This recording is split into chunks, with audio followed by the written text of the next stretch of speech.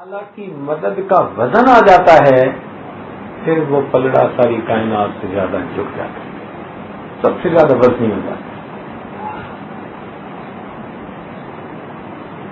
تو ہم کیسے وہ زندگی گزاریں کہ اللہ تعالی ہمارا مددگار بن جائے، پشت پناہی کرنے والا بن جائے، سرپرست بن جائے۔ اب دیکھو چھوٹے بچے کا سرپرست اس کا باپ ہوتا ہے نا، تو بچے کو فکر ہی کوئی نہیں ہوتی۔ دوسرے بچے کو بتاتا ہے میں کراچی جا رہا ہوں، کہتے ہیں پہلے کبھی گئے ہو؟ کہتے نہیں۔ ٹکٹ خریدی ہے؟ کہتے نہیں۔ کہاں جا کے رہو گے؟ کہتے پتہ نہیں۔ تمہارے خرچے کا کیا بنے گا؟ کہتے پتہ نہیں۔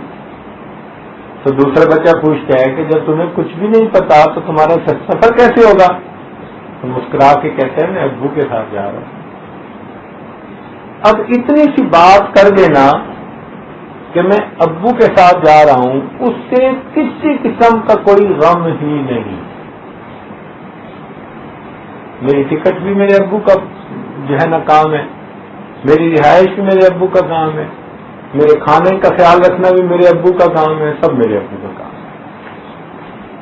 جس طرح ایک بچہ باپ کی معیت میں سفر کرتے ہوئے ہر چیز سے بے غم ہوتا ہے، اسی طرح مومن اس دنیا میں زندگی گزارتے ہوئے دنیا کے امور میں بے غم ہوتا ہے۔ اس کو دنیا کے غم نہیں ہوتے، اس کو دین کا غم ہوتا ہے۔ اس کے نبی صاحب نے فرمایا من جعل الہموم ہما واحدا ہم الآخرہ، جس نے تمام غموں کو ایک غم بنا دیا، کون سا؟ آخرت والا غم، کفا اللہ ہم الدنیا، اللہ تعالیٰ دنیا کے غموں کے لیے کافی ہو جاتا ہے۔ جب اللہ تعالیٰ ہی کافی ہو جاتا ہے تو پھر اس بندے کو کہیں کمی ہو سکتی؟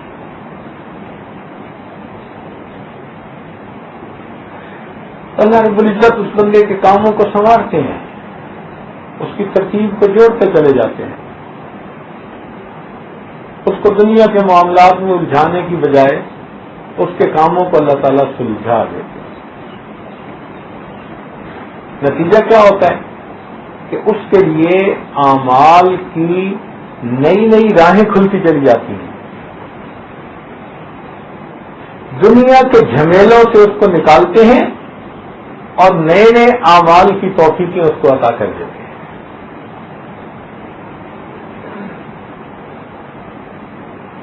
اللہ رب العزت کی کتنی مہربانی ہے کہ اس بندے کے لیے نیکی کے راستے ہموار کرتے چلے جاتے ہیں۔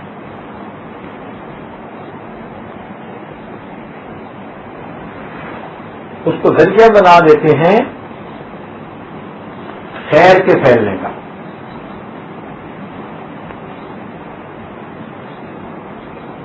اور کتنا پیارا اصول ہے کہ ان الحسنات یذھبن السیئات، نیکیاں برائیوں کو مٹا دیتی ہیں۔ دیکھیں اللہ تعالیٰ اپنے بندوں پر کتنے مہربان ہیں۔ لہذا اگر کوئی بندہ ایسی زندگی گزارے جو رسم و رواج کی تھی، خلاف شرع تھی، سچی توبہ کر لے، اب اس کے لیے میدان کھلا۔ اب وہ نیکی جو کرے گا تو وہ اس کی پچھلی برائیوں کو ختم کرتی چلی جائیں گی۔ چنانچہ حدیث پاک میں آتا ہے کہ بندہ گناہ کرتا ہے تو گناہ لکھنے والا فرشتہ پوچھتا ہے دوسرے سے کہ میں لکھ لوں؟ وہ کہتا ہے سب رک جاؤ، صبر کرو۔ پھر وہ دوسرا گناہ کرتا ہے، پھر وہ تیسرا گناہ کرتا ہے، پھر وہ چوتھا گناہ کرتا ہے، پھر وہ پانچواں گناہ کرتا ہے۔ 5 گناہ کرتا ہے، اس وقت تک بھی گناہ لکھنے والا فرشتہ نہیں لکھتا۔ ان 5 گناہوں کے بعد وہ بندہ ایک نیکی کر لیتا ہے تو وہ فرشتہ اس کو کہتا ہے نیکی والا کہ دیکھو قرآن میں اللہ نے یہ فرما دیا من جاء بالحسنۃ فلہ عشر امثالھا، جو ایک نیکی لایا اس کو 10 کا اجر ملے گا۔ تو ایک نیکی اس نے کر لی تو 10 کا اجر ملا، تو 5 نیکیاں 5 برائیوں کے بدلے نہیں، تو 5 نیکیاں بقایا اس کے نام اعمال میں لکھ رہا ہوں۔ حدیث میں آتا ہے کہ جب شیطان یہ سنتا ہے وہ سر میں مٹی ڈالتا ہے، کہتے ہیں کہ بنی آدم کے مقابلے میں کبھی بھی کامیاب نہیں ہوں۔ کتنا اللہ تعالیٰ کی مہربانی ہے کہ ایک نیکی 10 کے برابر بنا دی، گناہ ایک کا ایک ہی رکھا، اور ساتھ یہ بھی کہا کہ نیکیاں برائیوں کو مٹا دیتی ہیں۔ اس سے کیا نظر آتا ہے؟ اس سے نظر آتا ہے کہ اللہ تعالیٰ کا ارادہ خیر کا ہے۔ یہ بچے جو ہوتے ہیں نا کلاس کے، یہ بڑے تیز ہوتے ہیں۔ کئی دفعہ ماسٹر صاحب کے موڈ کو دیکھتے ہیں نا تو آپس میں بیٹھ کے مذاق کرتے ہیں، کہتے ہیں موسم کیسا ہے، تو آپس میں یہ کوڈ میں بات کرتے ہیں موسم کیسا ہے۔ تو موسم سے مراد کہ اگر تو استاد غصے میں لگ رہا ہے تو دوسرا کہتا ہے کچھ گرج چمک کا موسم ہے، جیسے بادل گرج کے چمکتے برستے ہیں، اور اگر استاد کا شگفتہ چہرہ ہو تو اگلا جواب دیتے نہیں آج تو موسم بہار ہے۔ تو اس طرح آپس میں یہ بچے باتیں کرتے ہیں۔ استاد کو ناراض دیکھ کر بچوں کو پتا ہوتا ہے کہ آج ہماری چھوٹی سی بھی غلطی ہوئی نا تو ہماری خیر نہیں، کیوں کہ استاد کا ارادہ آج سزا دینے کا ہے۔ اور جب استاد کا موڈ اچھا ہوتا ہے تو ان کو پتا ہوتا ہے کہ اگر کوئی چھوٹی موٹی غلطی بھی ہوئی تو آج استاد ہمیں،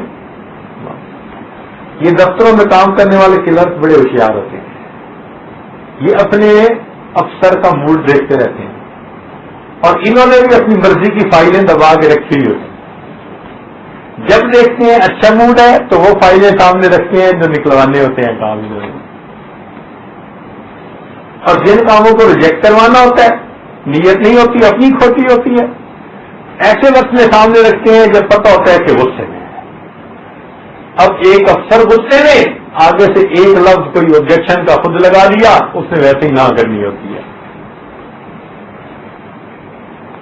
تو جیسے کلرک کو پتہ چلتا ہے کہ میرا افسر آج کام نکالنے کے نیت ہے، شاگرد کو پتہ ہوتا ہے استاد کی آج معاف کرنے کی نیت ہے۔ بالکل اسی طرح قرآن و حدیث کا مطالعہ کریں، یوں محسوس ہوتا ہے اللہ رب العزت کی اپنے بندوں کو معاف کرنے کی نیت ہے۔ یوں سمجھیں کہ اللہ تعالیٰ نے طے کر لیا ہے میں نے اپنے بندوں کو معاف کرنا، اور یہ بات سمجھ میں بھی آتی ہے۔ اچھا دیکھیں کہ اگر کسی گھر میں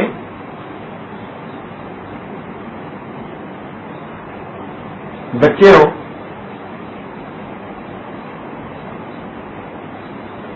اور ان میں سے کوئی بچہ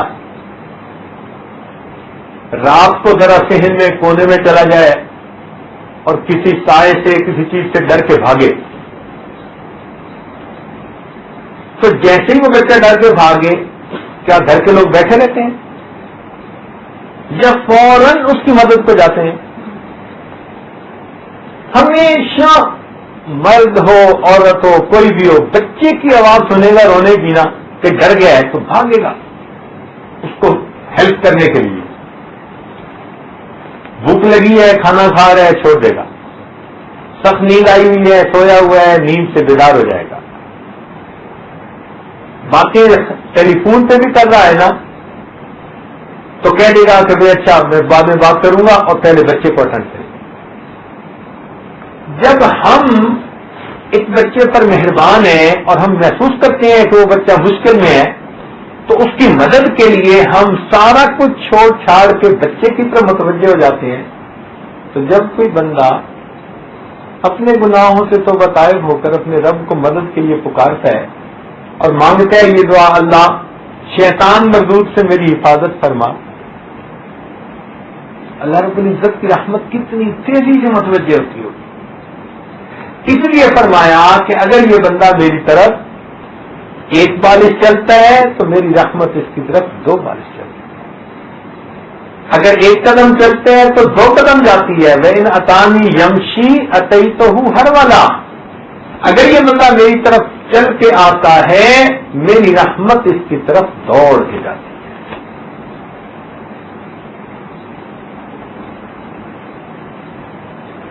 اور ایک عجیب قانون اللہ تعالیٰ کے ہاں ہے بھائی کہ گناہگار کو شرمسار نہیں کرتے. دنیا میں حاکم معاف کر دے, ماں بھی معاف کر دے, استاد بھی معاف کر دے, بعد میں اگر کبھی غلطی ہو نا تو ضرور پیچھے والا حصہ یاد دلا دیتے ہیں. تو میرے مولا آپ کتنے کریم ہیں کہ آپ گناہگار بندے کو اس کا ماضی یاد ہی نہیں دلاتے. چنانچہ ایک بوڑھا 100 سال اس کی عمر, بیوی بھی فوت ہو گئی, بچے بھی فوت ہو گئے, اپنا قریبی کوئی نہیں رہا, اکیلا ہے, لوگوں کے رحم و کرم سے ہے. اب کسی نے ناراض ہو کے اس کو گھر سے نکال دیا. بوڑھے تو کھانستا رہتا ہے تو ہر وقت کیا یہ بلغم ہے, چل یہاں سے. اب اس کو کوئی جگہ اپنی نظر نہیں آتی, بڑا اس کا دل ٹوٹا. ایسے وقت میں اس کو خیال آتا ہے کہ میرے 100 سال عمر گزر گئی, میں اگر اللہ سے دل لگاتا تو اللہ تعالیٰ تو مجھے اس طرح نہ دھتکارتے. بندوں کا تو یہ حال ہے کہ یہ بندے کام ہے وہ گھاسی نہیں ڈالتے, موئی نہیں لگاتے. اب اس کا دل ٹوٹا تو اس نے سوچا چلو میں اپنے رب کو مناتا ہوں. لاٹھی ہاتھ میں ہے, اب لرزتا ہوا, کانپتا ہوا, ہانپتا ہوا اللہ تعالیٰ کے گھر کی طرف چل رہا ہے. کمر جھکی ہوئی ہے, دل میں ڈر بھی رہا ہے کہ میں نے تو 100 سال گناہوں میں گزار دیے, اب جا رہا ہوں اللہ کے گھر کی طرف. اگر یہ 100 سال کا بوڑھا جس نے پلکوں کے بال بھی سفید کر لیے اس حالت میں بھی اللہ تعالیٰ کے گھر آتا ہے, اللہ تعالیٰ اس سے یہ بھی نہیں پوچھتے تو نے جوانی کہاں گزاری, تجھے میں نے حسن و جمال دیا تھا وہ کدھر ضائع کیا, مال دیا تھا کدھر لٹایا, جب تو کسی کام کا تھا اس وقت تجھے کیوں نہ یاد آیا. اللہ تعالیٰ اس کو پیچھے کا کوئی ایک معاملہ بھی یاد نہیں دلاتے.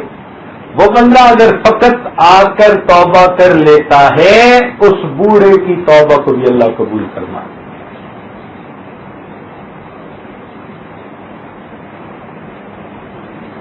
کتنی بڑی بات ہے یہ. اور اس سے بھی بڑھ کر بات کہ حدیث پاک میں لکھا ہے, کتاب التوابین میں لکھا ہے کہ اگر کوئی بندہ توبہ کر لیتا ہے تو اس بندے کے لیے جو ارد گرد کے لوگ ہیں ان پر چند چیزیں واجب ہو جاتی ہیں.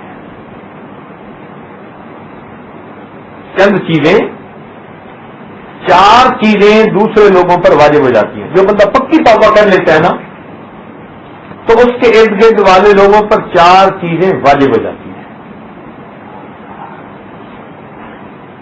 پہلی بات کہ اس گنہگار سے محبت کریں. شرابی تھا, کبابی تھا, زانی تھا, ڈاکو تھا, چور تھا, کسے باشد, اگر اس نے توبہ کر لی تو اب اس کو کوئی یوں نہیں دے سکتا کہ یہ تو فلاں سا نہیں, توبہ کر چکا ہے. فرمایا کہ لوگوں پر واجب ہے اس سے محبت کریں. کتنی بڑی بات ہے یہ. اس کو محبت دیں, اس کو پیار دیں. ایک بات, کیوں محبت دیں؟ اس لیے کہ اللہ تعالیٰ بھی اس کو محبت دیتے ہیں. قرآن مجید میں فرما دیا ان اللہ یحب التوابین, اللہ تعالیٰ بے شک توبہ کرنے والوں سے محبت کرتے ہیں. اور حدیث پاک میں نبی اسلام نے فرما دیا التائب حبیب اللہ, توبہ کرنے والا اللہ کا محبوب ہوتا ہے. جب اللہ تعالیٰ محبت کرتے ہیں تو مخلوق کیسے محبت نہ کرے؟ اس لیے مخلوق کے ذمہ لگا دیا کہ تم اس بندے سے محبت کرو, اس لیے کہ یہ میرا بندہ میرے ساتھ سلو کر چکا ہے, یہ میرے در پہ آ کے جھک چکا ہے, یہ اپنی غلطی کا احساس کر چکا ہے. تو پہلی چیز جو واجب ہو جاتی ہے وہ اس بندے سے محبت کرنا. اور دوسری چیز جو واجب ہوتی ہے وہ یہ کہ اس بندے کو کبھی بھی پچھلے گناہوں کا تانا نہ دینا، یہ واجب ہو جاتا ہے۔ چنانچہ حدیث پاک میں آتا ہے اگر کسی بندے نے کوئی گناہ کیا مگر سچی توبہ کر لی، اس توبہ کے باوجود اگر کوئی بندہ اس کو اس گناہ کا تانا دے گا تو یہ تانا دینے والے کو اس وقت تک موت نہیں آئے گی جب تک خود اس گناہ میں ملوث نہیں ہو جائے گا، پھٹکار پڑے گی۔ اب دیکھیے کہ اس گناہگار کو کوئی کم نظر سے دیکھ سکتا ہے، اس سے محبت کرنا واجب کر دیا اور اس کو تانا دینا اتنی بڑی سزا رکھ دی کہ جو تانا دے گا ممکن ہے کہ تم خود بھی اسی گناہ میں ملوث ہو جاؤ، پھر تمہیں بھی ذلت دیں گے، تم بڑے مت بنو ہم نیک ہیں اور فلاں برا ہے، نہیں، وہ حفاظت کی نظر تم سے ہٹا لے گا، تم اس سے بھی زیادہ بڑے بن جاؤ گے۔ تیسری بات، اب اس بندے کے نیک رہنے میں اس کا تعاون کرنا، تعاون علی البر، یہ باقی لوگوں پر واجب ہو جاتا ہے، اس کے نیک رہنے میں اس کا تعاون کرے۔ اور چوتھی چیز، اس کے لیے نیکی پر استقامت کی دعائیں کرنا، یہ بھی دوسرے لوگوں پر واجب ہو جاتا ہے۔ تو گنہگار بندے کی سچی توبہ پر اس کے گرد والوں پر 4 حق آ جاتے ہیں۔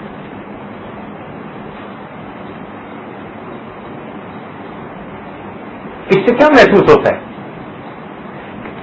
کہ جب اللہ تعالیٰ کسی بندے کو معاف فرماتے ہیں تو پھر چاہتے یہ ہیں کہ بندے اس کے نیک کام میں اس کے معاون بن جائیں اور اس سے دل کی نفرت کو ختم کر دیں۔ اللہ تعالیٰ کے یہاں اسے عزت کا مقام ملا تو بندوں کے یہاں بھی اسے مل جائے۔ یہ رب العزت کی کتنی مہربانی ہے۔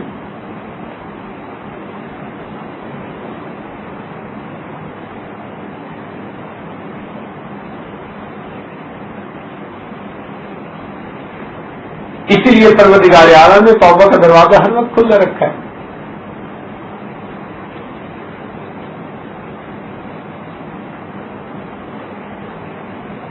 کوئی بندہ کسی وقت بھی گناہوں سے توبہ کرے، اس کے لیے کوئی وقت کا تعین نہیں ہے، دن ہو، رات ہو، صبح ہو، شام ہو، محفل ہو، تنہائی ہو، کوئی کسی وقت بھی توبہ کر کے نیک بنے، اس کے لیے راستہ کھلا۔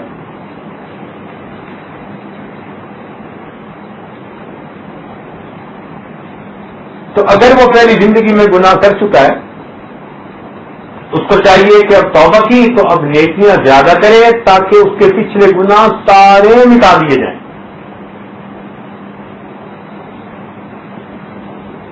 اور اس پر اور زیادہ کہ توبہ اگر اخلاص کے ساتھ کی تو اس پر اتنا اجر دیتے ہیں کہ کئی مرتبہ پچھلے گناہوں کو اس کی نیکیوں میں بدل دیتے ہیں۔ چنانچہ حدیث پاک میں آتا ہے کہ ایک بندہ گناہ کرتا ہے اور وہ گناہ اتنا بڑا ہوتا ہے کہ جہنم میں جانے کے اس کو دھکیلنے کے قابل ہوتا ہے، لیکن اللہ تعالیٰ کی رحمت اس بندے کی خوشبنائی کرتی ہے اور وہ بندہ گناہ سے سچی توبہ کر لیتا ہے تو اللہ تعالیٰ اس بندے کی توبہ سے اتنا خوش ہوتے ہیں، اس گناہ کو نیکی بنا دیتے ہیں، وہ نیکی اس کے لیے جنت میں جانے کا سبب بنتی ہے۔ حدیث پاک میں آتا ہے شیطان اس کو دیکھ کر راویلا کرتا ہے، افسوس کرتا ہے کاش میں نے اس سے یہ گناہ ہی نہ کروایا ہوتا۔ محدثین نے عنوان باندھا کہ گناہ کی وجہ سے جنت میں جائے،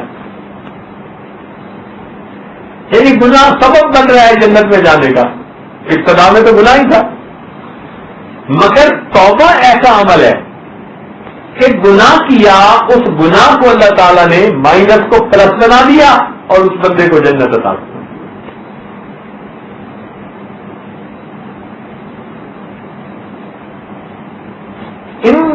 ان تمام مسائل سے یہ بات سامنے آتی ہے کہ اللہ رب العزت کا ارادہ اپنے بندوں کے بارے میں خیر ہے،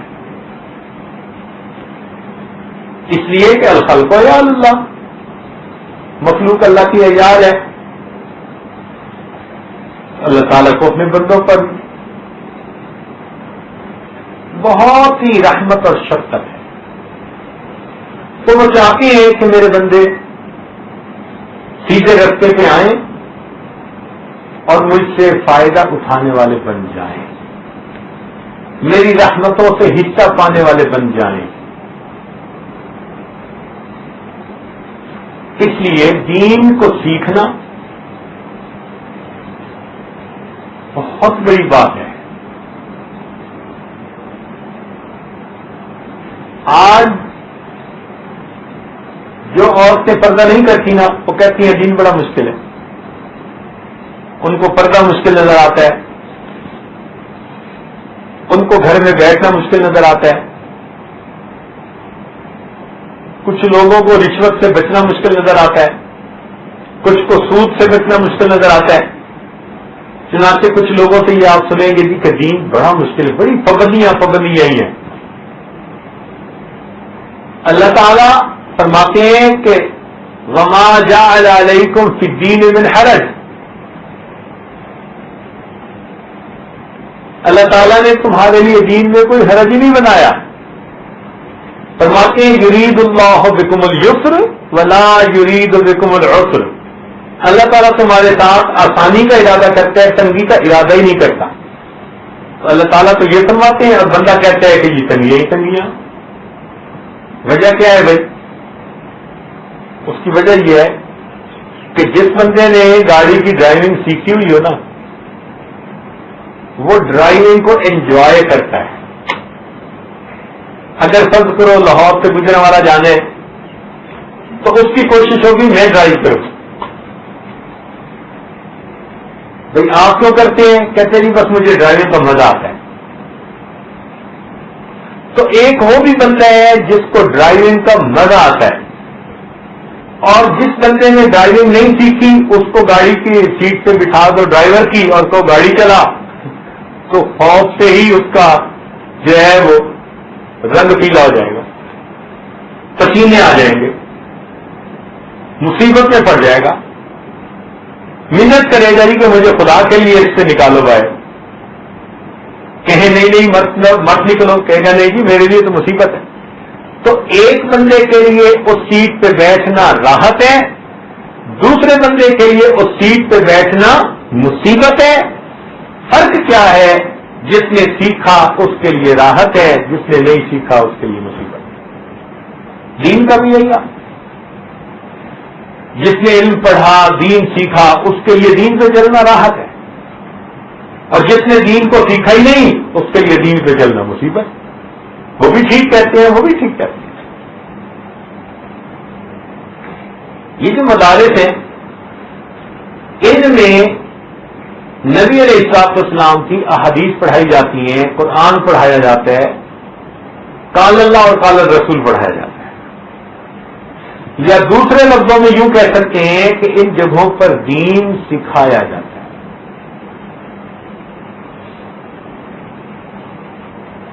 یہ دین کے قلعے ہیں، پکی بات ہے۔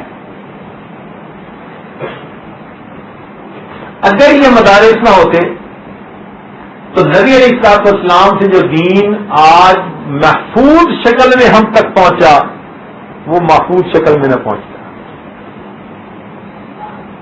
اب تو ایک ایک فرمان موجود ہے نا، نبی علیہ السلام کے بارے میں معلوم کرنا چاہو تو ہر چیز موجود ہے، شمائل موجود ہے، سیرت کی کتابیں موجود ہیں، آپ کے اقوال، آپ کے سنن، تمام آپ کی باتیں محفوظ ہیں۔ تو جو دین سیکھنا چاہے وہ سیکھ سکتا ہے۔ یہ بڑا عظیم کام کیا ہمارے بڑوں نے کہ اس دین کو انہوں نے مدون کر کے احادیث کی کتاب کو بھی مرتب کر دیا، جو اس سے مسائل کے جواب نکلتے تھے، فقہ کی کتابوں کو بھی ترتیب دے دیا. ہمارے لیے دین کی اس عمارت کو اچھی طرح مکمل بنا دیا. کھیر پکا دی، اچھا بھائی اس کو اب تم کھانا تمہارے کام. اگر ہمیں پکانی بھی پڑتی اور پھر کھانی پڑتی تو پتہ نہیں ہم میں سے کون کیا پکاتا ہے. ہم سے تو پڑھا نہیں جاتی وہ کتابیں، تو ان میں سے مسائل نکال کے عمل کرنا بھی ہمارے ذمہ ہوتا تو پھر حال کیا ہوتا ہمارا. اس لیے دین ہمارے پاس محفوظ ہے. اس میں جو سب سے بڑا کام ہے نا، عظیم کام ہوا ہے، وہ یہ کہ ہمارے بڑوں نے دین کی حفاظت ایسے کی کہ غیر کی تہذیب کو اس میں داخل نہیں ہونے دیا. یہ بڑا لینڈ مارک کام کیا. مثلاً فرنگی نے کوشش کی کہ میں نے ان پر 200 سال حکومت کی ہے، اب میں ان کے طرز زندگی کو اپنے طرز زندگی پر لے آؤں. اس میں کون رکاوٹ بنے؟ دفتر کے لوگ، تجارت کرنے والے لوگ، فیکٹریوں والے لوگ. کون رکاوٹ بنے؟ علماء رکاوٹ بنے. انہوں نے کہا ہم ہرگز ایسا نہیں کریں گے، ہم وہ کام کریں گے جو کام ہمیں ہمارے اللہ رب العزت نے کہا، اور اس طریقے پر کریں گے جو نبی اسلام کا طریقہ. ان کو کتنے لالچ دیے گئے، کتنی سزائیں دی گئی، نہ وہ لالچ کے پھندے میں آئے اور نہ وہ سزاؤں کی مصیبت میں آئے. سب کچھ برداشت کر کے بھی انہوں نے دین کو محفوظ رکھا.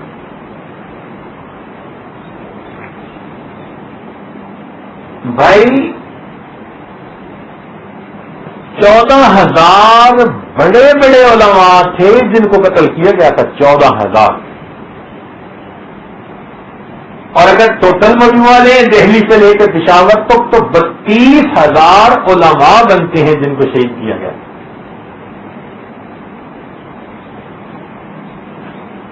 قربانیاں تھیں ان کی. انہوں نے قربانیاں دی اور بالآخر اس قربانی کا نتیجہ نکلا کہ دین آج محفوظ ہے ہمارے پاس.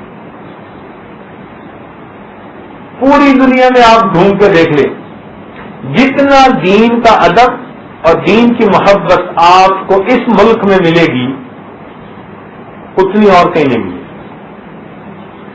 یہ ایشیا میں، یہ پاک و ہند میں جہاں ہمارے اکابرین رہے، یہاں کے لوگوں میں دین کی محبت دوسروں کی نسبت انوکھی ہے. آپ کو دنیا میں ایسی بھی مسجدیں ملیں گی کہ جہاں نماز کے انتظار میں بیٹھے ہوئے لوگ سگریٹ پی رہے ہیں. ہمارے یہاں کوئی مسجد میں تصور کر سکتا ہے؟ یہ کس کا کارنامہ ہے؟ ہمارا کارنامہ ہے؟ علماء کا کارنامہ ہے. مسجد کا ایسا تقدس سب تک قائم رکھا ہوا ہے. ممبر کے اوپر 3 پیس سوٹ میں آ کے بیٹھ جاتے ہیں، نہ داڑھی ہوتی ہے نہ سر سے کچھ ہوتا ہے، پینٹ کوٹ ٹائی پہن کے خود جمعے کا خطبہ دیتے ہیں. ہماری مساجد میں کوئی ایسا بندہ آ کے بیٹھ سکتا ہے؟ اور تو اور میں نے ایک ملک میں ایک بندے کو نکر پہنے ہوئے نماز کی امامت کرواتے ہوئے دیکھا. بنیان اور نکر پہنے ہوئے نماز کی امامت کروا رہا تھا. ہمارے یہاں اس کا تصور ہو سکتا ہے؟ یہ کس کا کمال ہے؟ یہ بزنس مینوں کا کمال ہے، یہ وکیلوں کا کمال ہے، یہ صنعت کاروں کا کمال ہے؟ نہیں، یہ علماء کا کمال ہے. یہ چھوٹی بات نہیں ہے، یہ بہت بڑی بات ہے. ہم اس کو اگر سوچیں نا اور ریئلائز کریں تو اس دین کو محفوظ پہنچایا اپنی امت تک علماء نے.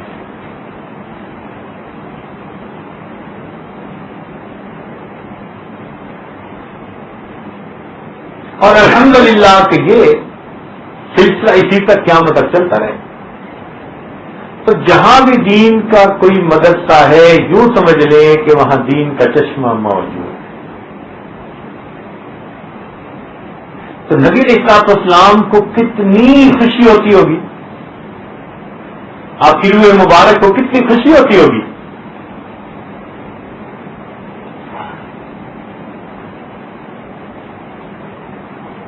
ایک مدرسہ پوری قریب کی آبادی کے لیے رحمت ہوتا ہے. آپ سوچیں کہ اگر کسی جگہ ایک بندہ تلاوت کرے سنگل، تو قرآن پاک کا فیصلہ ہے وَإِذَا قُرِئَ الْقُرْآنُ فَاسْتَمِعُوا لَهُ وَأَنصِتُوا لَعَلَّكُمْ تُرْحَمُونَ کہ تم خاموش رہو اگر قرآن پڑھا جائے اور اس کو توجہ سے سنو تاکہ تم پر رحمتیں برسیں. ایک بندے کی تلاوت پر اگر رحمتیں برستی ہیں تو جس جگہ پر درجنوں بچے یا بچیاں بیٹھ کر اللہ کا قرآن پڑھ رہے ہوتے ہیں وہاں کتنی رحمتیں برستی ہوں گی. اور اگر بڑا مرد یا بڑی عورت پڑھے جن کی زندگی میں کتنے گناہ ہیں تب بھی رحمتیں برستی ہیں، تو اگر معصوم عمر کے بچے پڑھیں گے تو پھر کتنی رحمتیں برسیں گی. تو بھائی ایک مدرسے کی رحمتیں گھر تک نہیں، وہ پورے محلے تک جاتی ہیں، بلکہ یہ آج تو سوچتے ہیں پورے شہر پر جاتی ہیں. چونکہ امام راضی رحمۃ اللہ علیہ نے فرمایا کہ لو مر ولی من اولیائہ، اگر کوئی اللہ کے اولیاء میں سے ایک ولی کسی شہر میں سے گزر جاتا ہے تو پورے شہر کے لوگوں کو اس کی نورانیت میں سے حصہ مل جاتا ہے. تو جس جگہ مدرسہ ہوگا وہاں دن رات اللہ تعالیٰ کی رحمتیں برستی ہیں. اس لیے کہ طلباء اور طالبات جو دین کے کام میں لگے ہوتے ہیں، دین کا علم حاصل کر رہے ہوتے ہیں، یہ اللہ کے راستے میں ہوتے ہیں. جس کو علم کی طلب ہوتی ہے ہوا فی سبیل اللہ، حدیث کے الفاظ ہیں، وہ اللہ کے راستے میں ہوتا ہے. اور جب اللہ کے راستے میں کوئی ہوتا ہے تو اس کو ہر چیز سے اجر ملتا ہے. اس لیے ہمارے طلباء کو، طالبات کو پڑھنے پہ بھی اجر، سونے پہ بھی اجر، کھانے پہ بھی اجر، ہر کام پہ ان کو اجر مل رہا ہے.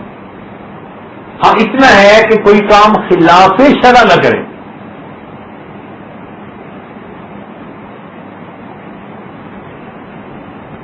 اب جب ان کو ہر وقت اجر مل رہا ہے تو اس اجر کی وجہ سے ان کے گناہ بھی تو دھل رہے ہیں. بھائی یہ تو اگر دھونے ہمارے ذمے ہوتے تو ہمارا تو دل بالکل نہ کرتا دھونے کو، مگر یہ تو معاملہ اللہ کا ہے اور اس نے قانون بنا دیا ان الحسنات یذھبن السیئات. تو کیا پتہ حدیث کا ایک درس سننے پر اللہ تعالیٰ پوری کلاس کی مغفرت کرتے ہوں گے.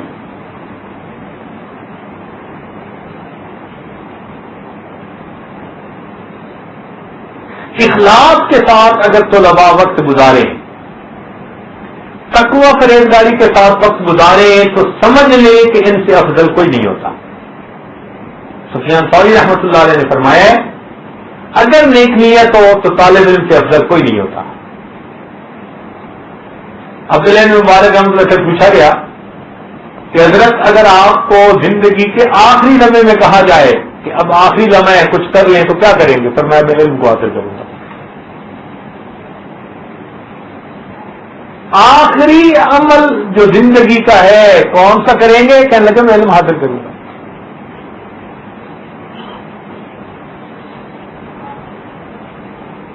اس لیے یہ طلباء، یہ طالبات اللہ کے راستے میں ہیں، اللہ تعالیٰ کی خصوصی مدد ان کے ساتھ ہوتی ہے. ان کو چاہیے کہ یہ ایسے وقت گزاریں جیسے اعتکاف میں بیٹھنے والا گزارتا ہے. دیکھیے جو اعتکاف میں بیٹھنے والا ہوتا ہے نا، وہ نیت کرنے تک تو اختیار رکھتا ہے، جب نیت کر لیتے ہیں نا تو اس کا اختیار ختم. اب اس کے اوپر اعتکاف کی پابندیاں آ جاتی ہیں، اجر بھی بڑا ملتا ہے، پابندیاں بھی بڑی آتی ہیں. یہی حال طالب علم کا ہے. علم طلب کرنے کی نیت کرنے سے پہلے تو اس کا اور حساب تھا، عام بندہ تھا. جب علم طلب کرنے کی نیت کر لی تو اب اس کی حالت ایسے ہو گئی جیسے اللہ کے راستے میں کوئی مجاہد ہوتا ہے، لہذا اس پر اجر ملے گا، سونے پہ اجر، کھانے پہ اجر، پینے پہ اجر. تو جب اتنے اجر ملیں گے تو اب اس کے اوپر پابندیاں بھی آئیں گی. کیا کہ جس طرح معتکف اپنا وقت گناہوں سے بچ کر گزارتا ہے، طالب علم کو بھی اپنا وقت گناہوں سے بچ کے گزارنا چاہیے. ہاں یہ بات ہے کہ طالب علم میں جب لوگ لگتے ہیں تو پھر ان کے شیطان بھی ان کے پیچھے زیادہ محنت کرتے ہیں. اس لیے کہتے ہیں نا کہ عام آدمی کے پیچھے ایک شیطان ہوتا ہے تو طالب علم کے پیچھے درجنوں ہوتے ہیں. مگر اللہ تعالیٰ کی حفاظت بھی ہوتی ہے. اگر شیطان اور نفس اس کو بہکاتے ہیں تو اللہ تعالیٰ کی حفاظت بھی اتنی زیادہ ہو جاتی ہے.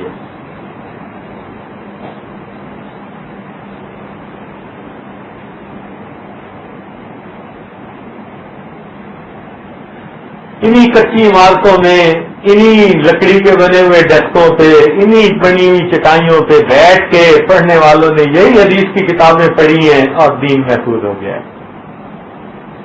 اتنے کم وسائل کے ساتھ اتنے بڑے عظیم کام کو کر دینا یہ کتنی بڑی بات ہے.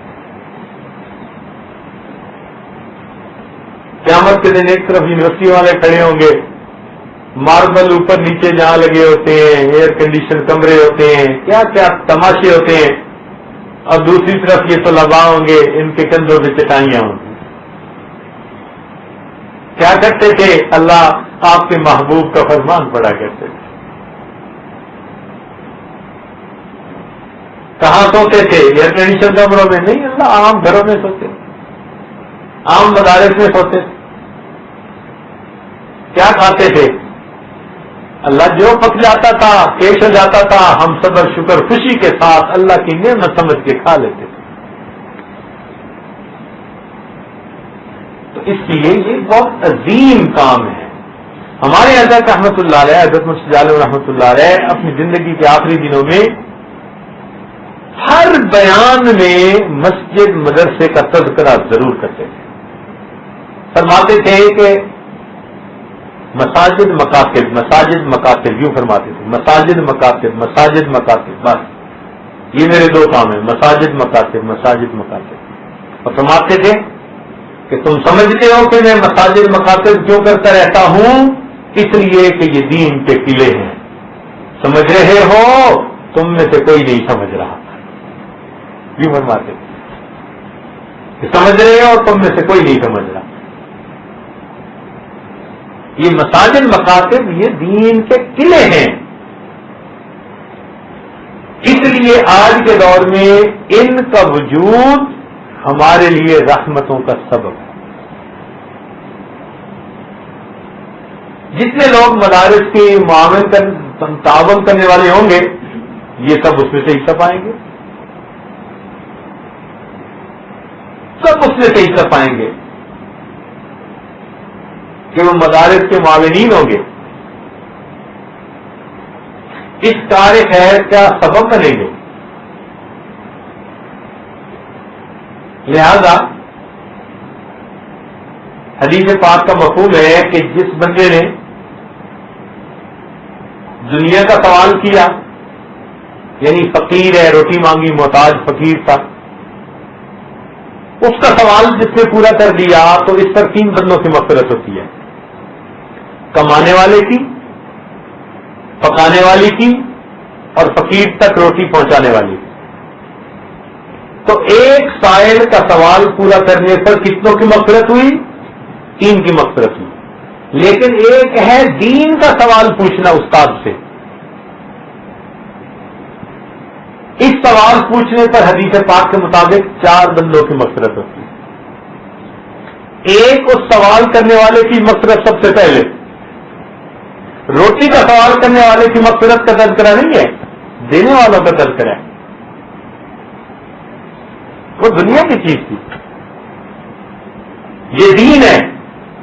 یہاں سیکھنے والے کی مغفرت کا تذکرہ پہلے کر رہے ہیں کہ جو دین کی بات سیکھتا ہے پوچھتا ہے اس کی مغفرت پہلے،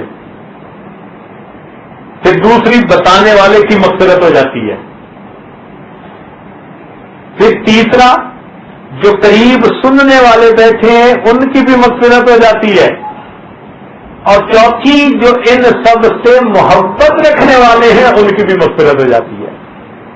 تو اب میرے اللہ اب دیکھیں دائرہ کتنا وسیع ہو گیا. محبت رکھنے والے ہزاروں میل دور بھی ہو سکتے ہیں، مشرق سے مغرب تک ہو سکتے ہیں.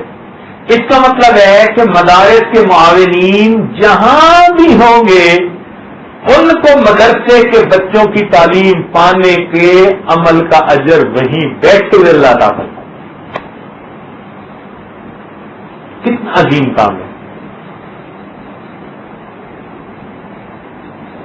تو اس لیے جو معاونین ہیں اللہ تعالیٰ ان کو بھی اپنے مقربین میں شامل فرمائے. یہ ہے تو ہم، اسی سے لفظ بنا محتمم. ایک ہم اردو کا ہوتا ہے، ایک ہم عربی کا ہوتا ہے. اردو کے ہم کا مطلب ہے، مگر یہ لفظ عربی کا ہے، اور عربی میں ہم کا مطلب غم ہوتا ہے. تو اہتمام کا لفظ ہی ہم سے بنا ہے ہی پریشانی. بھائی کوئی پریشان ہوگا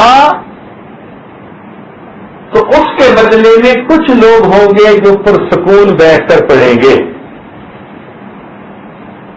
کوئی راتوں کو جاگے گا اس کے بدلے کچھ ہوں گے جو راتوں کو سکون کی نیند سوئیں گے. تو محتمم کو تو یہ غم برداشت کرنا پڑتا ہے. اسی کا نام مدرسہ ہے. اگر کوئی کو پوچھے کہ یہ محتمم کا کیا مطلب، تو بھائی پریشانیوں کی گٹھڑی سر پہ اٹھانے کا نام محتمم ہے.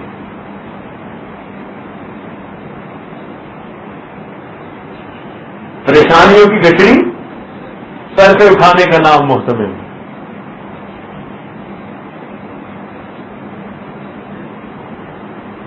مگر جب پروردگار اس کام کی توفیق دیتا ہے وہ اس کی ہمت بھی دے دیتا ہے،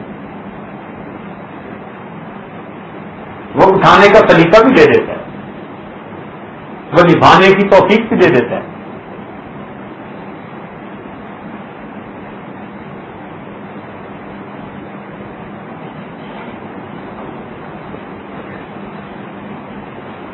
تو بات یہی تھی ان الحسنات یذہبن السیئات. تو طلباء طالبات اگر اپنا وقت تقوی و طہارت سے گزاریں، ایک دن میں یہ اتنے مدارج اللہ کے ہاں پا سکتے ہیں کہ مصلوں پہ بیٹھ کے عبادت کرنے والے سالوں میں وہ درجے نہیں پا سکتے. ایک دن میں. چنانچہ ہمارے اکابر نے لکھا ہے کہ جب ہم دارالحدیث میں داخل ہوتے تھے نا، دارالدیوبند میں جب مشائخ صاحب نسبت حضرات درس حدیث لیتے تھے، سننے والے بھی صاحب نسبت ہوتے تھے، سینے نسبت کے نور سے بھرے ہوتے تھے، تو فرماتے ہیں کہ جب ہم دارالحدیث میں حدیث پاک کا درس سن کر کمرے سے باہر نکلتے تھے تو حدیث پاک کے نور سے ہمارے چہرے ایسے منور ہوتے تھے جیسا کہ رمضان کے اعتکاف سے اٹھ کر آنے والوں کے چہروں پہ نور ہوتا تھا. ایسے منور چہرے ہوتے.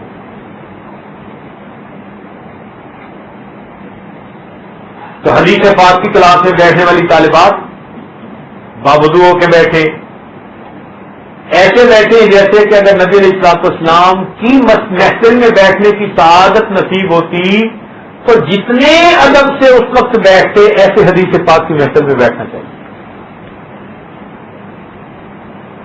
کتنی توجہ سے بات سننی چاہیے. ادب کریں اور پھر دیکھیں اس کا نتیجہ کیا نکلتا ہے. پھر دل کیسے موم ہوتے ہیں، گناہ پھر کیسے دھلتے ہیں. ان الحسنات یذہبن السیئات، یہ آیت تو طلباء کے لیے بہت ہی خوشی کی آیت ہے. تو نیکیاں کر کے اپنے گناہوں کو مٹا سکتے ہیں، بلکہ اپنے گناہوں کو نیکیوں میں تبدیل فرما سکتے ہیں. چنانچہ حدیث پاک میں آتا ہے ایک عورت تھی جس نے زنا کا ارتکاب کیا اور نبی اسلام نے اس پر حد جاری فرمائی، اور حد جاری فرمانے کے بعد نبی اسلام نے اس کی جنازے کی نماز بھی پڑھائی. تو جب جنازے کی نماز پڑھائی تو ایک آدمی نے پوچھا اللہ کے نبی آپ نے تو خود اس پر حد جاری فرمائی اور خود ہی اس کی جنازے کی نماز پڑھائی. تو نبی اسلام نے فرمایا کہ اس نے ایسی توبہ کی کہ ایسے 70 گناہ اور بھی کر چکی ہوتی، اللہ وہ بھی معاف کر دے.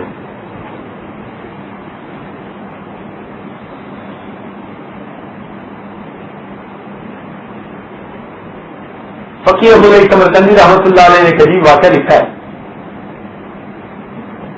ان کی کتاب ہے تنبیہ الغافلین، اس میں توبہ کے عنوان سے انہوں نے یہ واقعہ نقل کیا.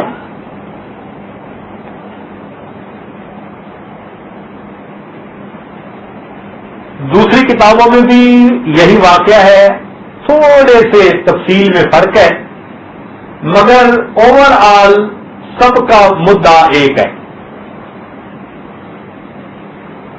فرماتے ہیں بنی اسرائیل میں ایک عورت تھی جو بہت ہی شکل و صورت میں حور پری تھی، مگر پرلے درجے کی بدکردار تھی. وہ پیشہ ور عورت بن گئی، چنانچہ اس کا گھر ہر وقت گناہ کے لیے کھلا رہتا تھا. وہ آنے والے سے ایک بڑی رقم وصول کرتی تھی اور گناہ کی اجازت دیتی تھی. پوری بنی اسرائیل کی جو قوم تھی اس وقت ان کو پتا تھا کہ یہ بدکار عورت ہے، ہر بندہ اس کو نفرت کی نظر سے دیکھتا تھا، مگر اس کا کاروبار چمک رہا تھا. ایک دن وہ پلنگ کے اوپر، محل نما اس نے مکان بنایا ہوا تھا، تو پلنگ کے اوپر وہ بند سنور کے بیٹھی ہوئی تھی اور دروازہ کھلا تھا. اللہ تعالیٰ کی شان دیکھیں کہ ایک نیک عابد نوجوان ادھر سے گزر پڑا. اس کی جو اچانک نظر پڑی نا، اتنی خوبصورت عورت، تو اس کا نقش جو تھا اس کے دل و دماغ میں سما گیا. اب عابد بڑا پریشان، نماز پڑھتا ہے تو اسی کا خیال، ذکر کرتا ہے تو اسی کا خیال. اس نے بڑا اپنے نفس کو قابو کرنے کی کوشش کی، مگر اس خیال سے چھٹکارا نہ پا سکا. عاجز آ گیا. اس نے مجاہدے بھی کیے، اپنے آپ کو تکلیف میں بھی ڈالنے کی کوشش کی، مگر اس کے دل پہ ایسا وہ نقش بیٹھا تھا کہ نکلتا ہی نہیں تھا. حتیٰ کہ ایک دن اس نے سوچا کہ جب میں نے اتنی ٹکریں مار لی اور میرے دل سے دماغ نہیں نکل، یہ خیال نہیں نکل رہا، تو چلو میں اس کام کو کر کے اللہ سے توبہ کر لوں گا.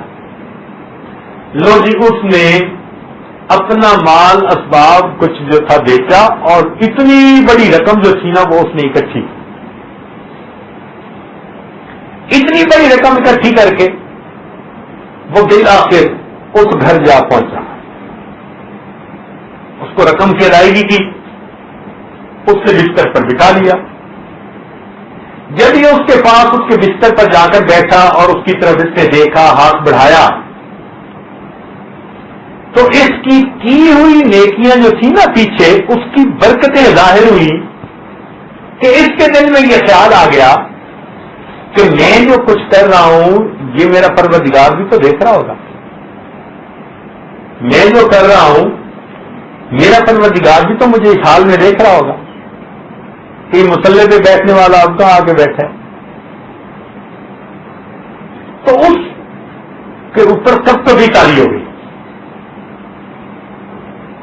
اب عورت توقع رکھتی تھی کہ یہ مرد ہے، مقصد لے کے آیا ہے تو یہ اپنے مقصد کو پورا کرے. اور وہ نوجوان ہے اور رنگ فک ہو گیا ہے اور کپ کپی کاری ہے، تو عورت اس سے پوچھتی ہے کہ مجھے لگتا ہے کہ تو نے یہ عمل پہلے کبھی نہیں کیا. اس نے کہا ہاں صحیح کہہ رہی ہو، میں نے یہ کام پہلے کبھی نہیں کیا. وہ کہتی ہے کہ اس لیے تجھے گھبراہٹ ہو رہی ہے. اس نے کہا نہیں، میری زندگی نیکی میں گزری، تیری شکل دیکھی تھی میرے دل و دماغ پہ اتر گئی، اور میں مجبور ہو کے نفسیات کو یہاں آ بیٹھا. اب مجھے یہ خیال آ رہا ہے کہ میرا مالک مجھے دیکھ رہا ہے تو میرے بارے میں میرا مالک کیا سوچے.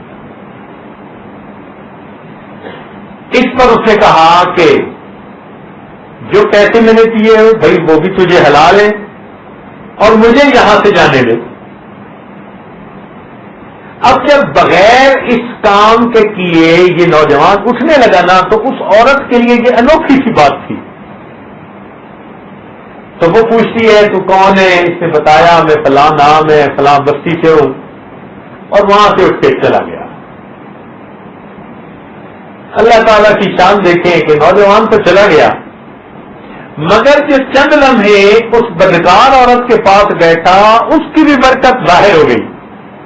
اس بدکار عورت کے دل میں خیال آیا یہ نوجوان پہلی مرتبہ گناہ کرنے کے لیے آ بیٹھا میرے پاس، اور اس پر اللہ تعالیٰ کا اتنا خوف طاری ہوا، میں سالوں سے گناہ کر رہی ہوں اور میں اللہ سے نہیں ڈرتی.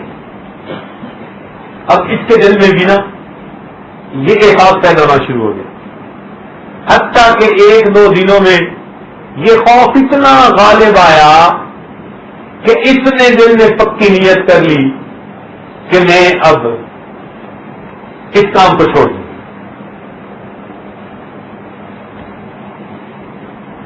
یہاں تک تو واقعہ ایک ہی جیسا ہے،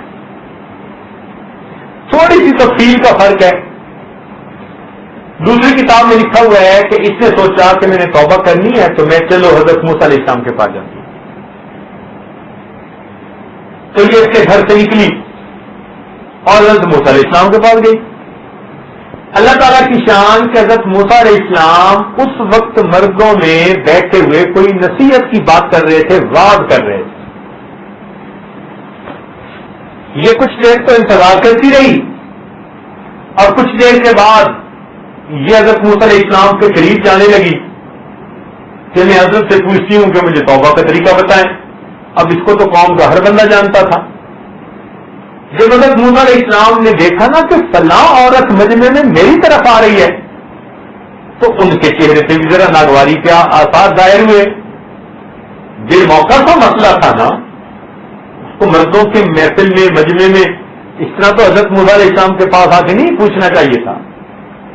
جب اس عورت نے دیکھا نا کہ حضرت موسیٰ علیہ السلام کے چہرے پہ جلال کی کیفیت ظاہر ہوئی تو یہ گھبرا کے وہاں سے واپس آئی. اب جب گھبرا کے آئی تو اپنے گھر میں آ کے اس نے دروازے کو کنڈی لگا دی، مصلی بچھا لیا، اور اس کو اور تو سمجھ تھی نہیں دین کی، اتنا پتا تھا کہ سجدے میں اللہ خوش ہوتے ہیں. بس اس علم کے اوپر یہ سیدھا سجدے میں چلی گئی اور اپنے رب سے اس نے معافیاں مانگنی شروع کر. اپنے رب کو منا رہی ہے کہ میرے مالک تیرے وہ بھی بندے ہیں کہ جنہوں نے زندگی میں کبھی گناہ نہیں کیا، اگر گناہ کرنے کے ارادے سے بیٹھے تو جسم سے ان کے کب کبھی تاری ہو گئی، اور اے اللہ میں بھی تیری گناہگار بندی ہوں کہ برسوں گزر گئے گناہ کرتے اور میں تو اس سے نہ ڈری، میرے بھی گناہ کو تو معاف کر. اب یہ اللہ تعالیٰ سے مانگ بھی رہی ہے، رو بھی رہی ہے، اور ساتھ اس کے دل میں یہ بھی احساس ہے کہ میں نے حضرت موسیٰ علیہ السلام سے مسئلہ پوچھنا تھا مگر میں بے موقع وہاں جا پہنچی تو ان کے چہرے پہ بھی غصے کے آثار گئے ہوئے، تو اللہ میں نے تو آپ کے نبی علیہ السلام کو بھی ناراض کر دیا، تو میری معافی کی کیا صورت ہے؟ تو جب اس سے کوئی صورت اور نظر نہیں آتی تھی نا، اس نے اپنے رب سے لو لگائی، خوب معافیاں مانگی. یوں سمجھیں کہ اپنے دل میں وہ یہی کہہ رہی تھی کہ میں تیرے سامنے جھک رہی ہوں خدا، میرا کوئی نہیں اللہ تیرے سوا. ہر طرف سے جب امیدیں کٹ گئی نا اور سجدے میں یہ جھک گئی. ابھی سجدے میں پڑی تھی کہ ادھر کنڈی کھٹکھٹانی شروع ہوئی, دروازہ کھٹکھٹایا گیا. جب دروازہ کھٹکھٹا اس کے جسم میں نا ایک بجلی کی سی لہر دوڑ گئی ڈر کی وجہ سے.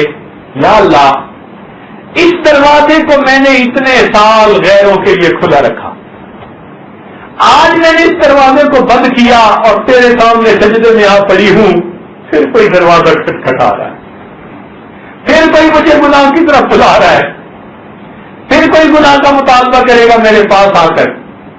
میں کس سے گناہوں سے انکار کروں گی؟ ایسا نہ ہو کہ کوئی زبردستی مجھے گناہ کی طرف کھینچے, اور میں تو نیت کر چکی ہوں آج توبہ کی.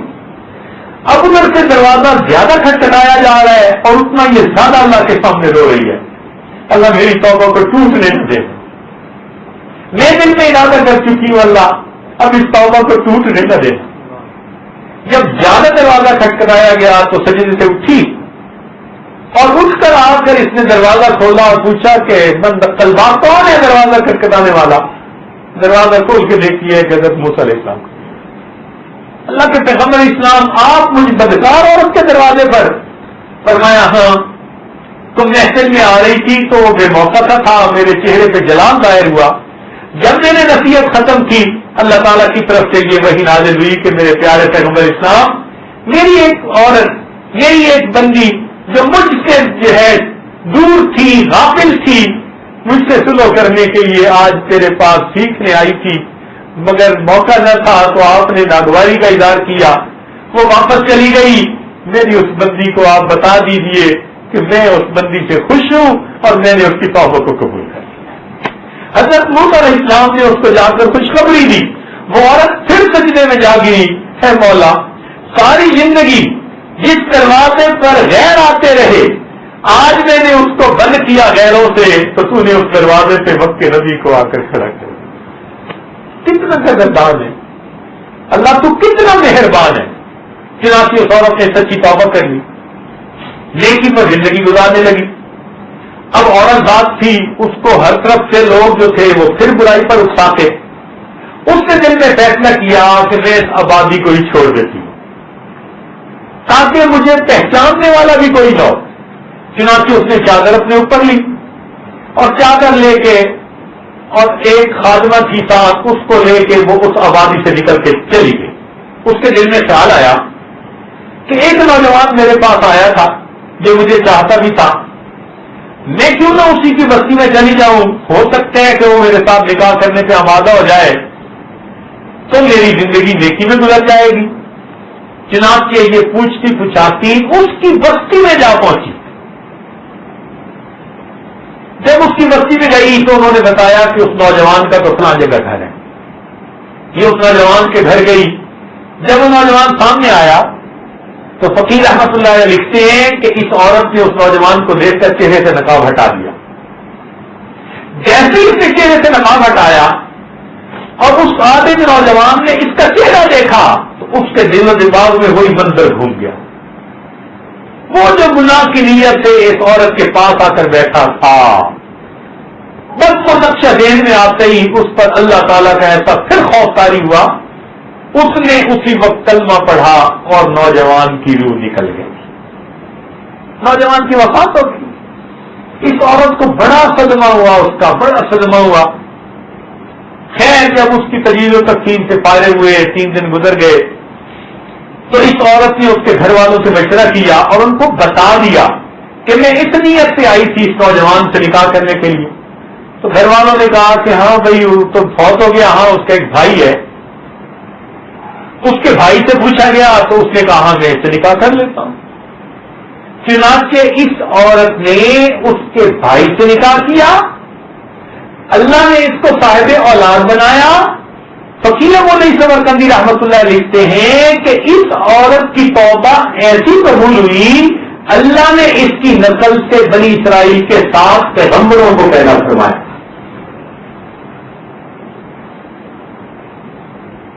اللہ تعالیٰ نے اس کی نسل سے بنی اسرائیل کے 7 پیغمبروں کو پیدا فرمایا.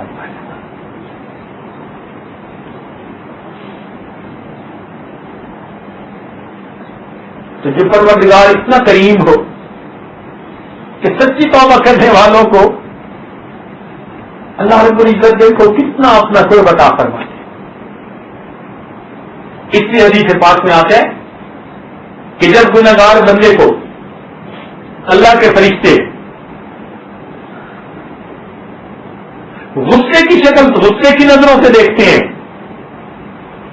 اللہ تعالیٰ اپنے فرشتوں کو فرماتے ہیں کہ میرے گنہگار بندے کو تم غصے سے مت دیکھو, دو میں سے ایک صورت ضرور ہوگی, یا تو یہ میرا بندہ خود توبہ کر لے گا, اس نے اگر توبہ نہ کی تو اس کی اولاد میں سے کوئی نہ کوئی نیک ضرور بنے گا جو اس کی مغفرت کی دعا کروں گا, میں اس کی دعا پر اس گنہگار بندے کی مغفرت کر دوں گا. تو میرے دوستو ہم مایوس ہو جاتے ہیں جلدی, اللہ تعالیٰ تو مایوس نہیں ہوتے, اس کا معاملہ اور ہے. اللہ رب العزت ہمیں اپنی رحمتوں سے حصے عطا فرمائے اور ہم گناہگاروں کے گناہوں کو معاف فرما کر ہمیں 100% شریعت و سنت کے مطابق زندگی گزارنے کی توفیق عطا فرمائے. وآخر دعوانا ان الحمد للہ رب العالمین.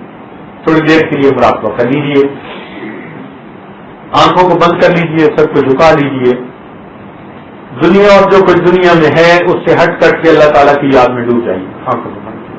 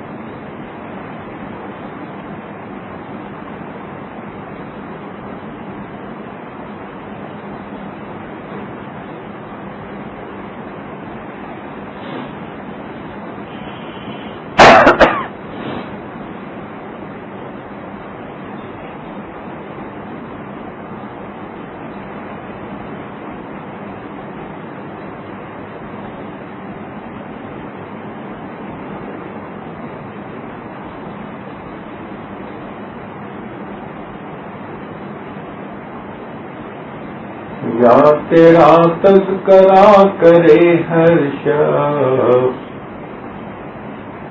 ورنہ پھر ہم سے گفتگو نہ کرے.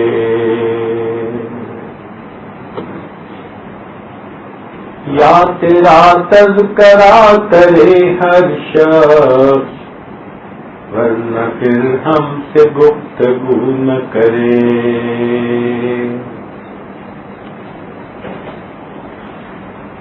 یا تیرا تذکرہ کرے ہر شخص یا کوئی ہم سے گفتگو نہ کرے. یا تیرا تذکرہ کرے ہر شخص یا کوئی ہم سے گفتگو نہ کرے.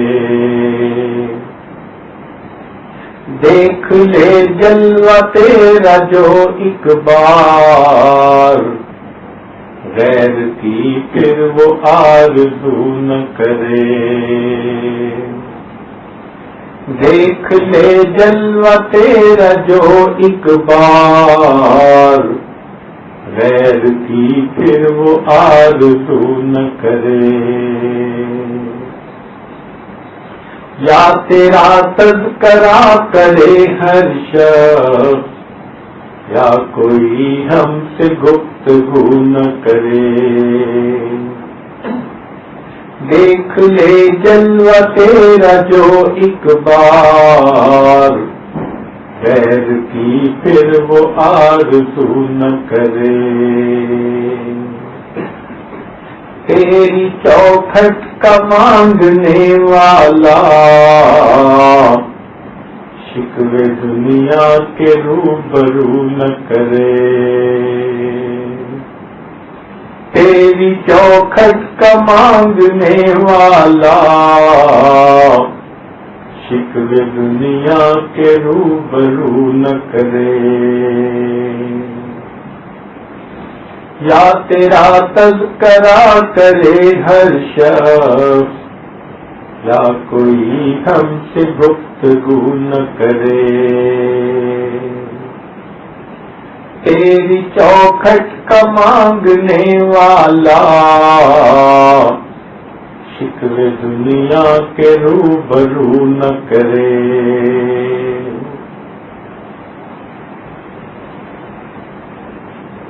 یا تیرا تذکرہ کرے ہر شخص، یا کوئی ہم سے گفتگو نہ کرے، پڑھ کے یدعو کا لفظ پھر مومن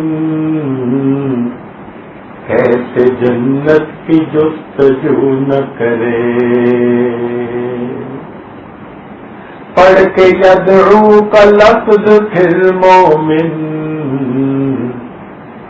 کیسے جنت کی جستجو نہ کرے، یا تیرا تذکرہ کرے ہر شخص، یا کوئی ہم سے گفتگو نہ کرے، عشق نبوی ہو جس کا سرمایہ اتباع کیسے ہوں بہو نہ کرے، عشق نبوی ہو جس کا سرمایہ اتباع کیسے ہوں بہو نہ کرے، یا تیرا تذکرہ کرے ہر شخص، یا کوئی ہم سے گفتگو نہ کرے، رات دن نعمتیں جو پائے فقیر، رات دن نعمتیں جو پائے فقیر، تذکرے کیوں وہ چار سو نہ کرے، رات دن نعمتیں جو پائے فقیر، تذکرے پھر کیوں چار سو نہ کرے، یا تیرا تذکرہ کرے ہر شخص، یا کوئی ہم سے گفتگو نہ کرے، دیکھ لے جلوہ تیرا جو ایک بار، غیر کی پھر وہ آرزو نہ کرے، تیری چوکھٹ کا مانگنے والا شکوے دنیا کے روبرو نہ کرے، عشق نبوی ہو جس کا سرمایہ اتباع کیسے ہوں بہو نہ کرے، پڑھ کے یدعو کا لفظ پھر مومن ایسے جنت کی جستجو نہ کرے،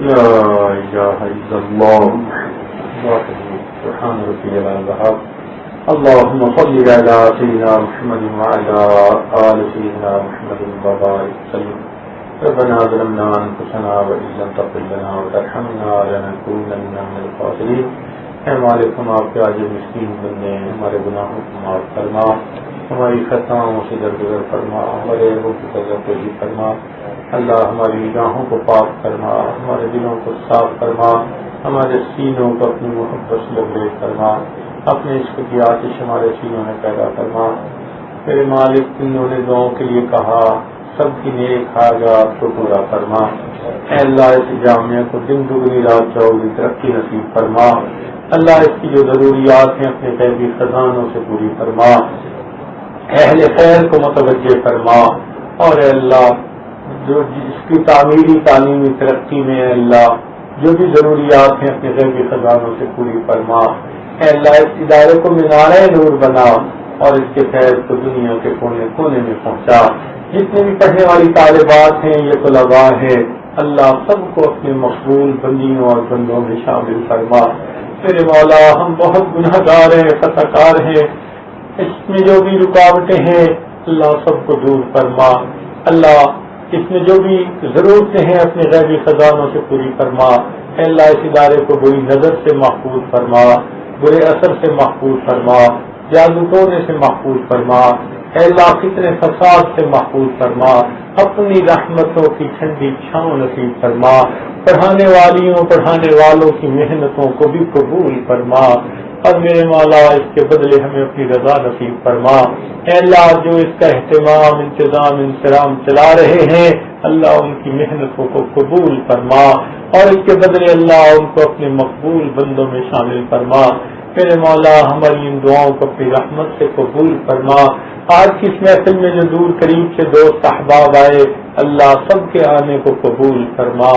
رب کریم ہمیں قیامت کے دن بخشش کیے ہوئے گنہگاروں کی قطار میں شامل فرما. ربنا تقبل منا انك انت السميع العليم تب علينا انك انت التواب الرحيم. اے اللہ جو علماء صلحاء دنیا سے فوت ہو چکے، ہمارے والدین عزیز اقارب مشائخ فوت ہو چکے، سب کی مغفرت فرما.